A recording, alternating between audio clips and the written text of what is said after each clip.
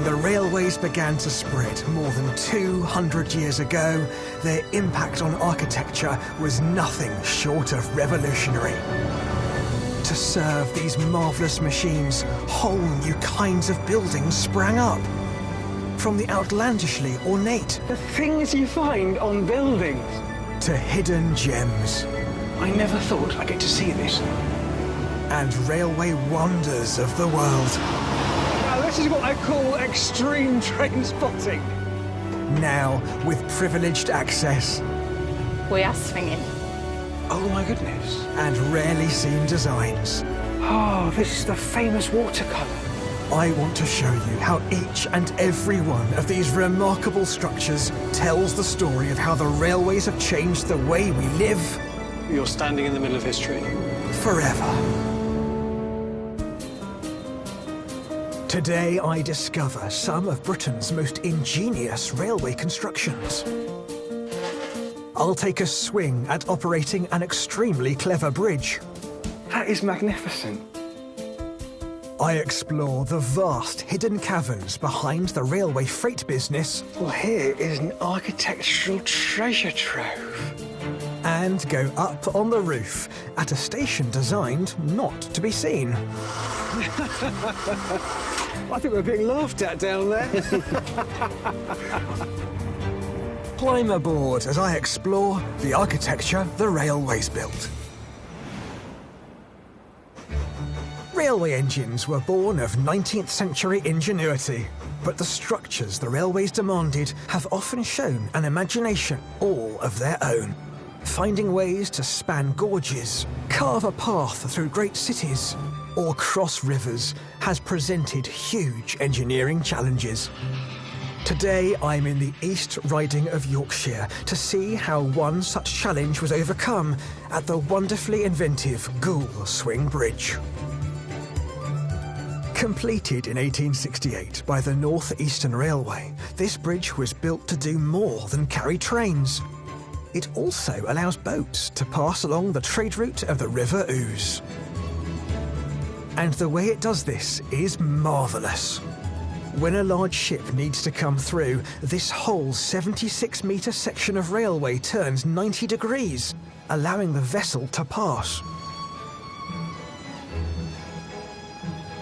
It then swings back into position and returns to being a railway in less than 5 minutes.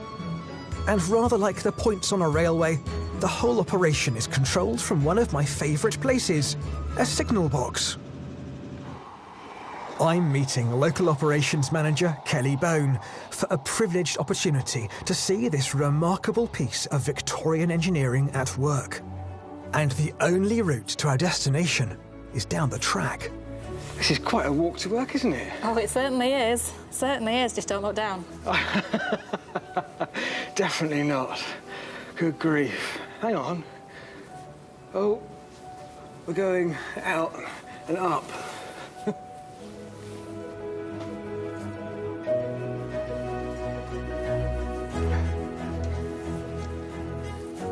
This octagonal, almost lighthouse-like building straddles the tracks from a platform about 70 metres off the east bank.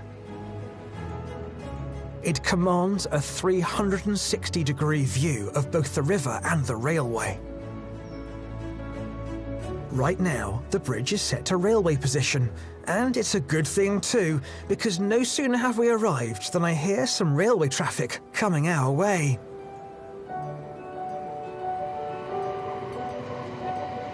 The whole thing vibrating. Oh, yeah, Wow. it shakes. It's like...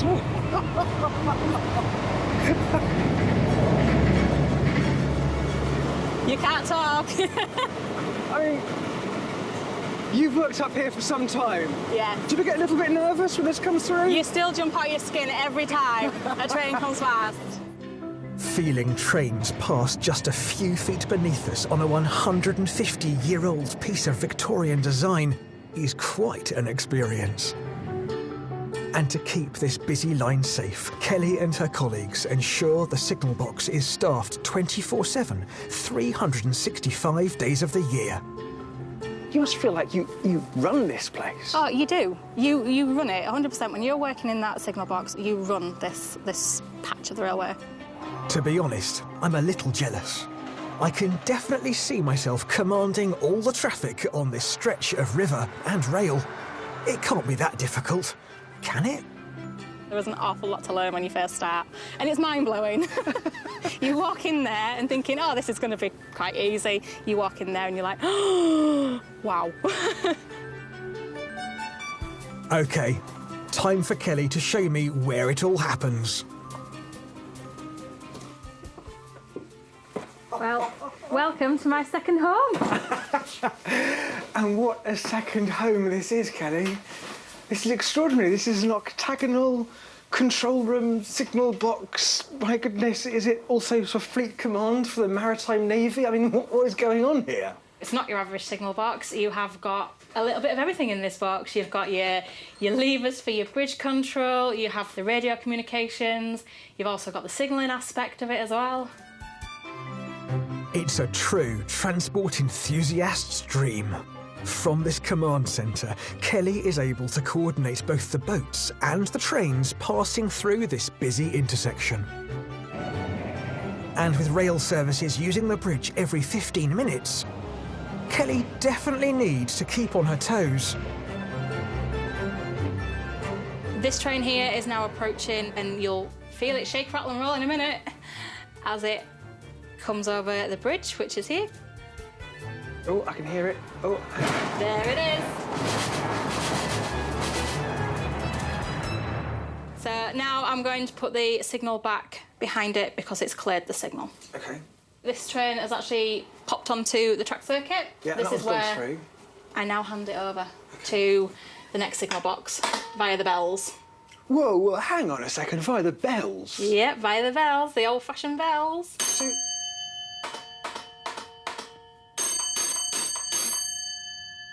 And that's proper Victorian railway tech you're using there, right? It is. It really is, yeah. I mean, it's lovely here to hear, isn't it? Isn't it great? So that's it now. That's not on my patch now. That has gone to Goole Town. Not your problem anymore. Not my problem anymore, yeah. Somebody else's problem. On average, the bridge is opened for passing cargo ships 3 times a week. Sadly, not a single boat is booked to come through today. But Kelly's going to open it anyway, just for me. Come on, Kelly, let's swing this bridge. How does it work? Come on, then. Come on, let's do this. I will show you how it works. OK, OK.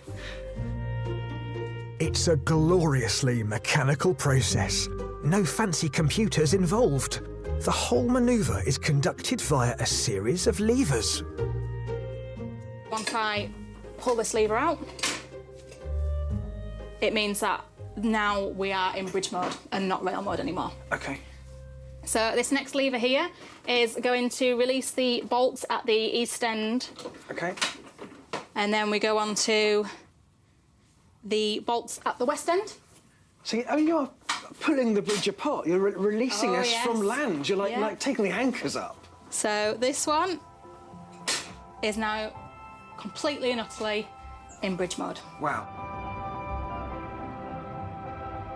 So now we're going to actually turn the bridge itself.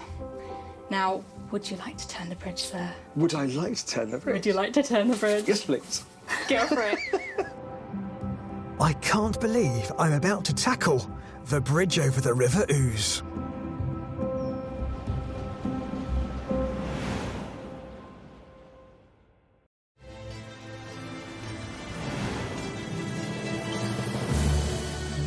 I'm on the River Ouse at Goole in the East Riding of Yorkshire. And with help from local operations manager Kelly Bone, I'm hoping to operate this remarkable railway swing bridge. So, hand on there. Uh-huh. Hand on there. OK. And you are turning anti-clockwise until you hear a bang. What? You will hear and feel a bang. So I'll let you know when you hear it. So you take control. Keep going. Stop. Now we are swinging. Oh my goodness. We're actually swinging. you can actually see the bridge now moving. Oh yeah. This is amazing. What an incredible sensation. With a twist of a handle, I've sent thousands of tons of railway bridge spinning out over the river. It's such a thrill to set this historic bridge in motion. But I do have one pressing question.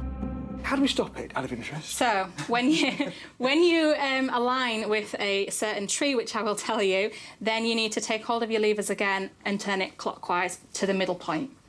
So it's not automatic, it's stop it? No, we have to do it all by hand. Whoa. Come on, Dunn. Concentrate.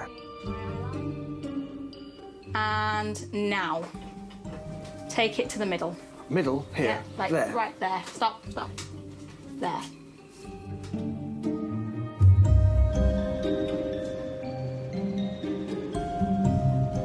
Because we've not quite made it, yeah, we've kind of, undershot a little bit. Because obviously if there was a ship coming at this point, the ship couldn't go through it like that. So I need you to then turn it so you get a bang again. Which way? Anti-clockwise. Anti-clockwise, Yeah, towards you.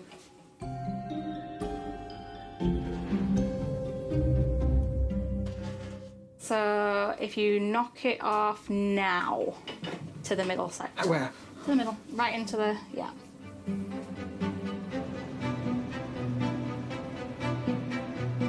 So again, we've undershot it. Okay, a bit more. But do you want me to just... Yes, please, yeah. Yeah. It's like docking a ship. But you've done it correctly, and I didn't. It's a learning curve. It's a learning curve. It's your first time. That is magnificent. I can see why you love this job. Oh, 100%. This I is love brilliant. this job. This is, you are actually the ship's captain, Yeah. and you're the You signaller. feel like you are on a ship in here. You feel like you're on a ship. But we mustn't get too lost in the moment. With a busy schedule on the line, I think I'd better let Kelly take it from here. I'm going to have to swing it back because we do have trains to run. We so do have I do, unfortunately, have to do it rather quickly this time. Okay. So here we go again. Watching Kelly at the controls, it's clear just how much skill this job demands. The tide, wind speed, and even the temperature of the bridge must all be taken into consideration. And we are officially back to rail. Congratulations. Thank you.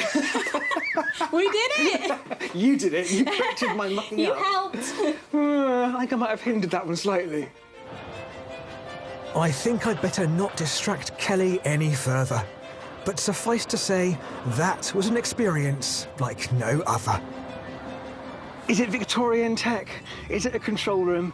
Is it a signal box? Yes to all of them. And how lucky was I to see all of it in action and actually do it for myself. Brilliant.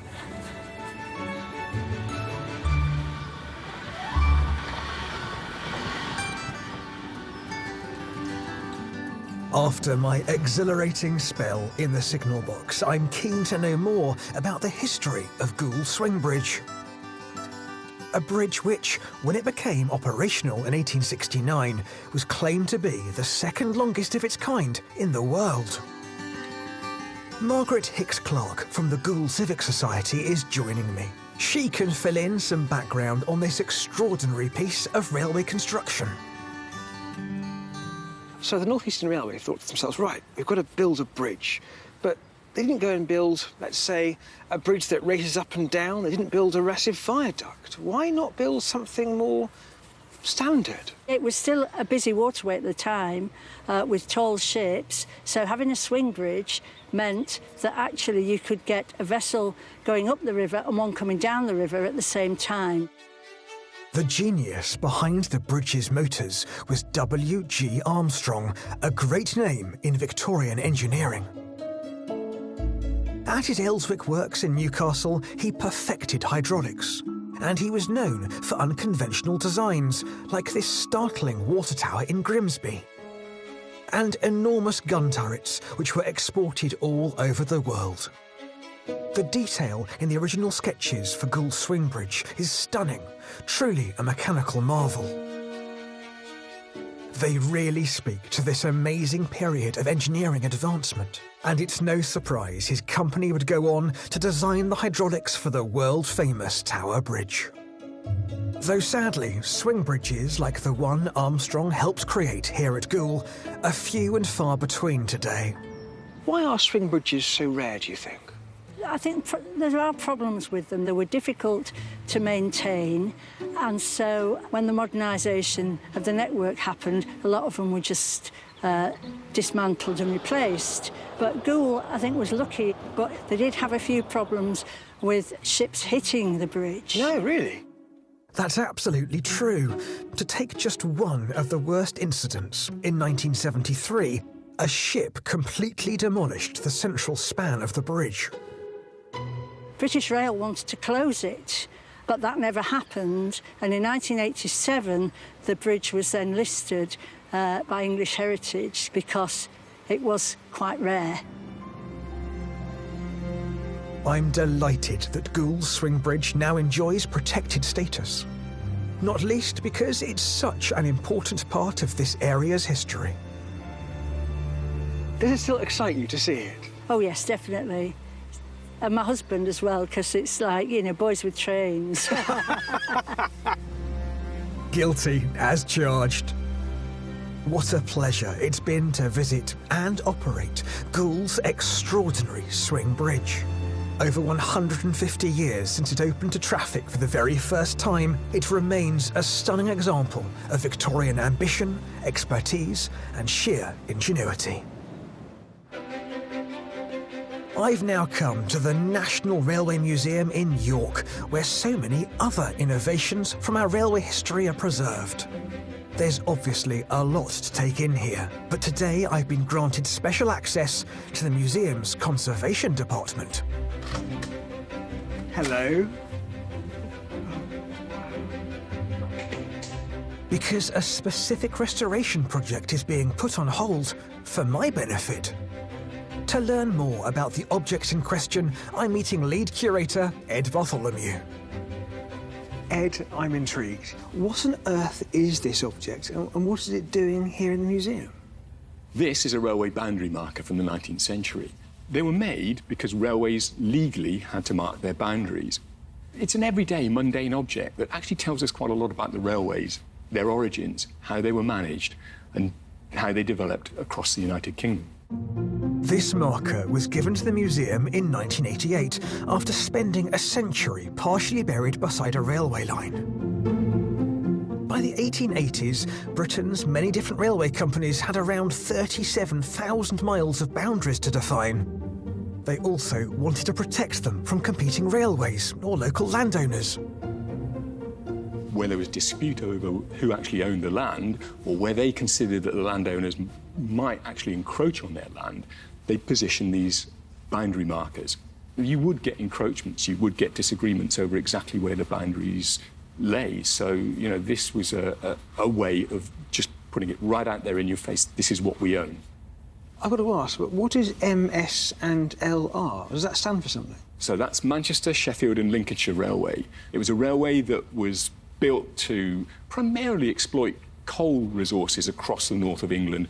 And you'll sometimes see these signs with the name of two companies and a dividing line right down the middle, which absolutely precisely shows the mark between the two companies. So say you're the gang who's sent out to maintain the track. You know how far you have to go before you stop and say, that's not our problem, it's the other railway companies who can deal with that. So you've got that kind of story hidden there about the way that railways operated and the way that they looked after and maintained and enhanced their railway estate. But over time, the use of boundary markers declined. They didn't satisfy landowners anxious about encroachment by the railway companies. So, new trackside structures were required. And there was a fear of railways. Landowners, farmers, they were worried about the effects of passing trains on their livestock, that the railway train had run over their cattle. So that's why they moved beyond boundary markers alone to fencing, to try and secure the railways and to try and separate railways from people, from animals. The boundary marker isn't the only overlooked historical microstructure lying beside our railway lines. Take platelayers' huts, for example, used as shelters for railway workers. Or fog huts, where a signalman would be stationed in heavy fog, ready to set off small but noisy explosives to warn oncoming trains of hidden dangers. But what to look out for if you're hoping to spot a boundary marker on your next journey? This is a rather architectural shape. It's rather formal. I mean, do they all look like this? No, they don't. Certainly some of the first railway boundary markers, they had quite substantial slabs of stone, which were flat-faced, usually with a rounded arched top. London and North Western Railway, for example, they had slim cast-iron boundary markers. So they varied quite widely.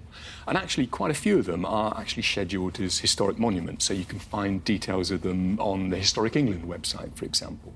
So actually, these are almost little bits of architecture or listed buildings in some way, or monuments that have been preserved because they're part of the overall landscape created by the railways. Yeah, they're the railway landscape, the railway history, and they're still telling the story of the origins of those railways and the way they operated over the years. Well, I have to say, I'm going to be looking as hard as I can now along the railways and around the estates, seeing if I can spot boundary markers. So, thank you.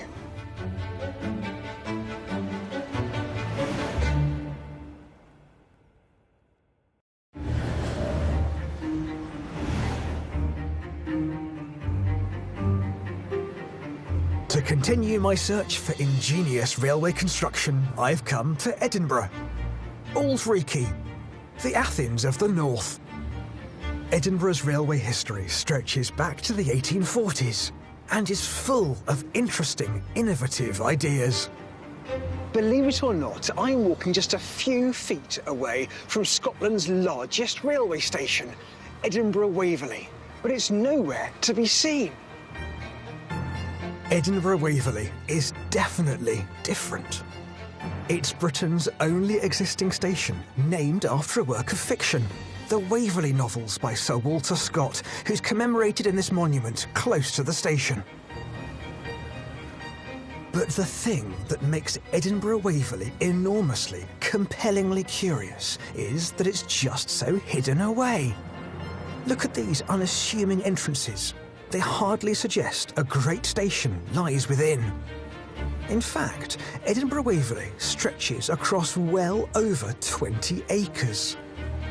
How can it be so huge and yet so inconspicuous? And why was it built in this distinctive way? I want to discover the story of this imaginative station. Now, I suspect the best place to start is with an overview. And I've been given the rare opportunity to see the station from above, up on the roof. It's just vast, isn't it? The third largest glass roof in all of Europe. The station is truly a spectacular sight, but its location is puzzling. Because over there, you have the medieval old town, its twisted streets going up to the castle, and over there, the 19th century new town, these neoclassical buildings. Imagine putting a great train shed right in the middle. It would block the view of one from the other. Unless, of course, the station was built to this unusual low-profile design, preserving the vista across Scotland's capital for the concerned citizens of Victorian Edinburgh. Central to the building's design and identity is this magnificent glass roof, stretching over more than 8 acres. To learn about the challenges of maintaining the station, I'm meeting someone with hands-on knowledge of Edinburgh Waverley's past and present, Jeremy Spence from Network Rail. Give me an idea of where we're standing right now. OK, so we at the moment are right in the middle of the concourse, and we are about 12.8 metres above the travelling public. And the reason that the roof is at that height is because of the Act of Parliament that was passed in 1854, which essentially brought 3 stations together to become what we know now as Edinburgh Waverley Station. Of course, and over there, so that is over there, that's the castle up on the hill. Yep. And we've got the Balmoral Station Hotel up here as well. Yep. So we're right, really, in the heart of centre of Edinburgh. But the whole roof itself was subject to a massive renewal restoration programme that your team has just delivered, isn't that right? That's correct, and we've tried to retain all of the original features where possible. And you can see just behind you, Tim, is the cupola. And for me, that really stands out as the jewel in the crown of the station. So we carefully refurbished that delicate glass work. And as you can see, we put a metal frame around it just to protect the iconic nature of it and make sure that it doesn't suffer from any vandalism. And that's right in the centre of the booking hall. But of course, the restoration of the cupola was just one part of that much bigger renewal project. It also involved repairing or replacing 34,000 square metres of metal and glass. It was a job that took 2 years. Essentially, the works involved grit blasting all of the metalwork, bringing it back to its former glory, repairing it where necessary, and then moved on to the more expansive part of the project, which was replacing the glass. All 28,000 panes of glass in this roof, believe it or not. But what we did find, actually, is a few of them were still black. And some people thought that perhaps could have been due to the soot and the effects of steam trains. Yes. But in actual fact, all of the glass in the station had been painted black during the Second World War. And that was part of the blackout effort. How extraordinary. So you actually went right back to the bare metal, taking all the old glass out and cleaned some of it. Because a lot of us don't think about how you might fix a station roof whilst there are still trains and passengers underneath it. I suppose you must have had to hoist everything up to the top to repair it from above. That's correct. And one of the benefits of this project, in fact, for our passengers, was that we didn't require to close the station at any point in time. And that is key to what we do when we're delivering such large-scale engineering works. Those engineering works also included time and effort spent inside the station too. For example, these historic Corinthian columns have been restored. Cleverly designed by Victorian engineers not only to hold up the roof, they also accommodate drain pipes. And when you're coming up here, what's it like to actually walk up here now, knowing that your team has done all this work? I think I just love the idea that we've retained all of the iconic structures and other parts of our rich heritage in Scotland while still providing a modern feel for passengers. I'm keen to see the full extent of this roof firsthand and experience the views it offers of the station. But there's a catch. We need to be able to travel across this great glass roof without falling through it. To solve that problem, Jeremy has an ingenious mode of transport in mind.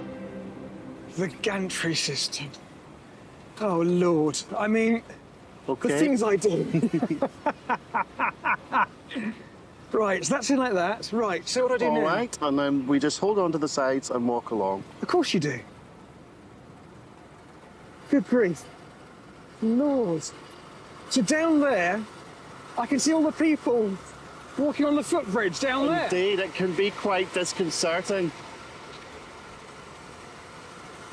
And this feels slightly ridiculous, but it's obviously very safe. It's the best way of walking across. Absolutely. You look down there, there's the trains as well. Look, there's the Exactly, trains. yeah. I think we're being laughed at down there. Oh, that's quite a way to travel. Indeed. Not what I expected to be doing this afternoon. Right, okay. So, Tim, here we are at the furthermost east point that we can get to on the roof. Good grief. What a fabulous view you've got from this point. It gives you a real sense of place and a real excitement for the journeys ahead down the East Coast Main Line. Over that way, there's the fabulous view across your lake of glass. It just gives you a real sense of perspective on the magnitude of the structure here, doesn't it? And again, we're just hidden down in the heart of Edinburgh, and suddenly it just reveals itself from this end as well, that we are just right in the centre. Oh, what a fabulous place you guys have to work, and what a fantastic estate you have to play with. Yeah, we're very, very lucky, and it's a real privilege to be involved in a project like this. After seeing the majestic cupola from above and learning about its preservation, I want to experience it in all its glory. That means entering Edinburgh Waverley's remarkably ornate booking hall, constructed by the North British Railway in the 1890s. Waiting for me, someone very familiar with the story and the clever, cost-effective design of this remarkable space, architectural historian Tom Parnell. It's intriguing, isn't it? Because you come into here from that quite, I say, it's fairly pedestrian, it's fairly sort of straightforward Victorian railway structure, you know, much like others. There's a few flourishes here on the columns, a few bits here and there. But you walk in here and it's boom, wow, like, this is unexpected. There was actually very little space for sort of passenger facilities. And of course, there was a height restriction as well, which meant that they couldn't go above 2 or 3 stories for this building either. Now, what they couldn't achieve in scale for their grandeur, they achieved in just sheer architectural delight in the detailing of this building. And that's where we get the richness from. So it took classical, it took Greek, it took Roman, Venetian, Baroque, and kind of all combined it in a mishmash that was very flexible and at the same time exuberant and very evocative of wealth and power. But of course the centrepiece, and quite literally the centrepiece, because we're standing right at the heart of the entire 23 acres of station, is this lovely cast iron dome at the centre. It's extraordinary. It is not what I expected to find. When I first walked in here about 10 years ago, I walked past and did a double take. I went, that? In the middle of Edinburgh, where I had no idea it was there. It's so hidden, isn't it? And that's one of the magic things about Waverley Station, is that it's nestled down. Yes, it might have been the biggest railway station in the UK at the time it was built, but it's almost hidden.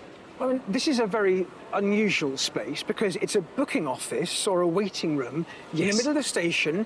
You can see daylight above, but there's windows looking in, ways to get out are either side. And yet it's a very grand sort of cellar, I suppose, in some ways. Well, absolutely, but at the same time, there's lovely little details, like see the garlands and the drum below the cast iron dome at the centre here. Little figures, yeah. Yes, You might think that they're beautifully carved from stone or from timber, but they're not. They're made of plaster of Paris, so they're actually identical casts from the same mould. And so that was, you know, the North British Railway Company, yes, it's big and powerful and, you know, obviously spending a lot of money on this railway station. But at the same time, they were commercially successful because they looked after the pounds, shilling and pence.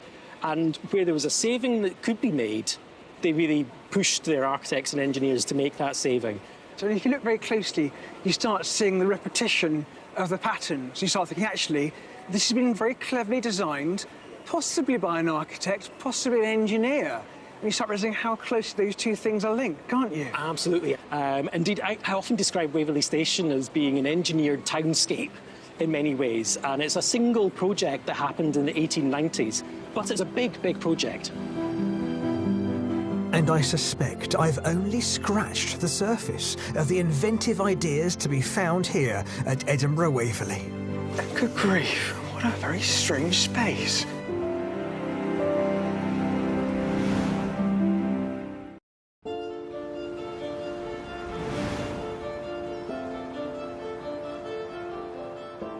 I'm in Edinburgh, at the city's magnificent, imaginatively designed Waverley Station.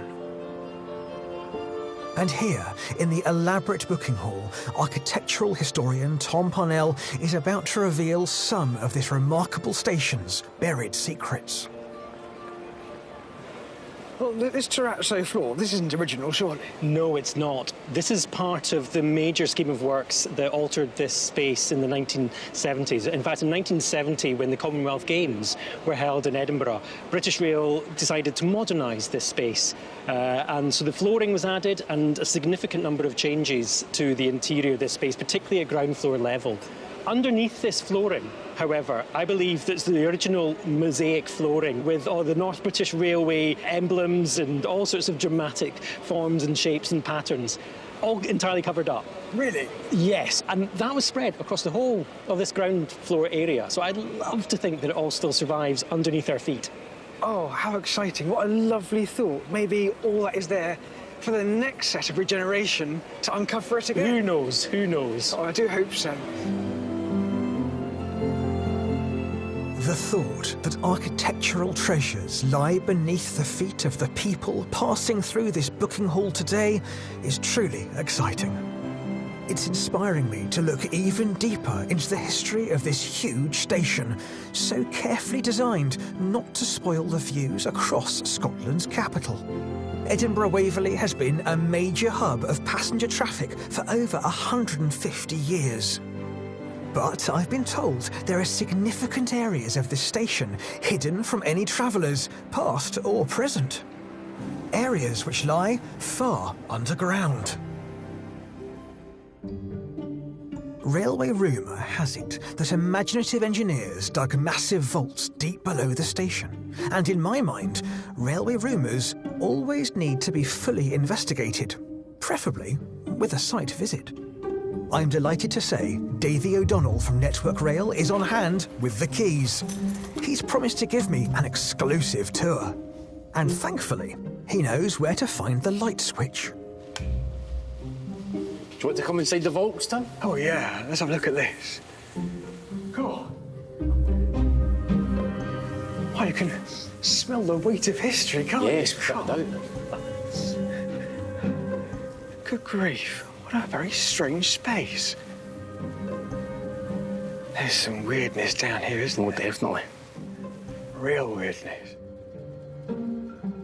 Davey, when did you first discover these vaults? Well, I started in the station just over a year ago, and when I came in, I was told about the vaults were here. So we got the keys. But for you, Tim, we're here today. Well, thank you very much. No problem. But what I want to know, though, is who built these vaults in the first place? The North British Railways, 1890s, Tim, and they spent about £1.5 million doing it. Today's money, approximately again, about £135 million. Good grief. They spent on it. Why did they actually need to build these? Well, it was an increase in traffic. It wasn't so much about passengers, it was more about freight. So back in the day, you had above us here would be the sidings. So they would use the vaults then to store fruit, vegetables, coal, maybe even cattle and things like that. We'd bring them in here. And everything else above us and back behind you was actually the station itself then. Of course, that makes real sense. A sidings alongside the main railway station, and beneath it, this area to store the stuff they're offloading or unloading, I suppose. Yes. It's quite extensive, though. It really is quite extensive. And it was a huge place at one time. This photograph shows a refrigerated freight train designed to transport food. It's departing from Edinburgh Waverley, heading to the nearby Leith docks. The picture was taken in 1981. My guess is the vault stopped being used for storage sometime before that. Because it really feels as though this space has been deserted for years and years. Down here, it smells damp, it smells wet. So this is obviously desolate. But it must have been a busy place at one time. Oh, it would be absolutely phenomenal. Everything that was needed for Edinburgh to function as a city would probably come through here. This was a really important space, but I can see, what, 1, 2, 3, 4, 5 vaults? Was it all just in these 5 here? I'm led to believe there's more levels than this. It's like a secret city. Exactly, yes. It goes back to the original Waverley. When they built the Waverley station, the folks that stayed on Princess Street, we don't want to look across that smelly, smoky station thing there. We don't want to look across there. So it was covered up. So it'd be the same idea for here. This space feels absolutely huge. Estimates suggest that it's up to 82 metres long and 64 metres wide. That's well over 5,000 square metres, more than the size of 20 tennis courts. We've even got a car. Good Lord, a Citroen 2CV. Why not? What else would you expect to find beneath Edinburgh Waverley railway station? Ooh. I find this interesting, Tim. This seems to be floored. This is arch number 13. Yes. So you've got this suspended floor built up over the original floor level. What's going on here? Well, my reckoning for this would be that back in the day with the horse and cart, you could reverse the cart in here and they could have got barrels off. But just looking to the left here, we've got another doorway here and another level. But looking up, I'm just wondering if this would be a shaft of some sort to get the items up or even to bring them back down again and take them straight into storage. So it would work both ways. It's always good fun, isn't it, coming to these places, because when you start seeing the actual evidence of these buildings and the way they were constructed, suddenly you start spotting details that might allude to how the whole system actually worked. I mean, the station is really effectively a machine helping the city function, isn't it? Yes, yes, and again, how it develops over the years. We were transporting goods, heavily reliant on goods, to where we are now, heavily reliant on getting passengers in and out, north, south, east and west. Yeah, wonderful stuff. There's one final vault, and it's actually held back with these very large doors, so what's up through there? I've not actually been through yet, but we can come and have a look. Let's go have a look now.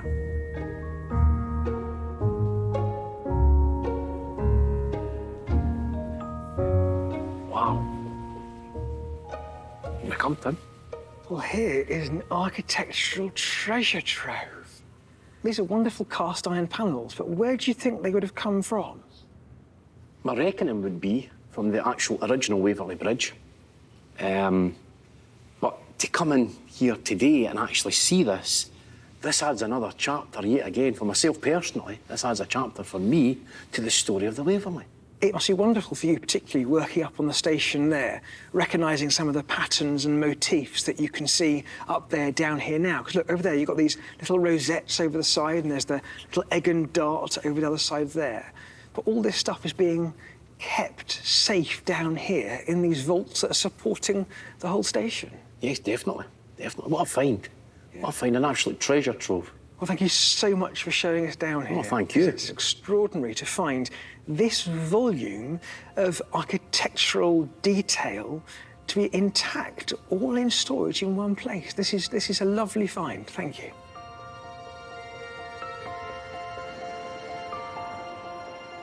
I've emerged from deep below Edinburgh Waverley, a railway station cunningly designed to be hidden from view.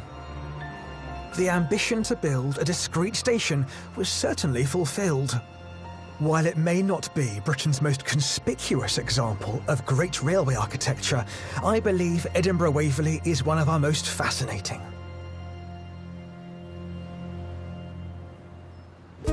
Next time, I'll find out how some quirks of railway architecture shaped an entire city. It's been named the Bridge of Mordor, Stegosaurus. I like the Stegosaurus one. That feels about right to me.